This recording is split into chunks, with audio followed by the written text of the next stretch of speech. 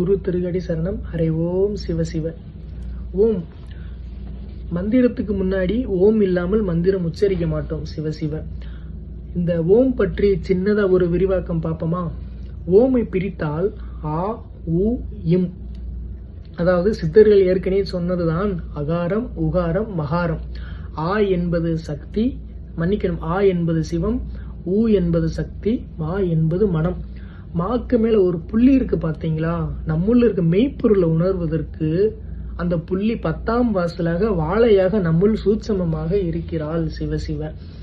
சரி, இந்த ஓங்காரத்தை பத்தி ஸ்தூலத்துல பார்ப்போம்.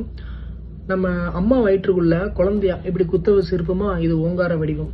காது ஒரு ஓங்கார வடிவம். இவ்வளவு ஏன், இந்த உலகமே ஒரு ஓங்கார வடிவம் சாமி. ஓங்காரம் ஒரு நாதமும் கூட. சிவசிவ. எப்படி? ஓமை பிரித்தால் ஆ உ இம், ஆ உ வருதான். நம்ம அம்மா வயிற்றிலிருந்து பிறக்கும் போது ஆ உ என்ற நாதம் இல்லாமல் பிறக்கவே மாட்டோம். ஆ உ இல்லாமல் இந்த உலகமே கிடையாது சாமி. சிவசிவ. எங்கு சென்றாலும், என்ன உச்சரித்தாலும், என்ன நடந்தாலும், இப்போ ஒரு வலிக்குது அப்படின்னா ஆ அப்படின்னு தான் கத்துவோம். இந்த மாதிரி ஆவு இல்லாத இடமே கிடையாது. சிவசிவ. அப்புறம் ஒரு மந்திரம், முருகனுக்கு ஓம் சரவண பவ அப்படிம்போம். அரோகரா, ஓம் அரோகரா அப்படின்னு சொல்லுவோம். ஆனா முருகா என்று உச்சரிக்கும் போது ஓம் முருகா என்று உச்சரிப்பதில்லை. ஏன்னா முருகனுக்குள்ளேயே அந்த ஓம் என்பது வந்துவிடும். சிவசிவ.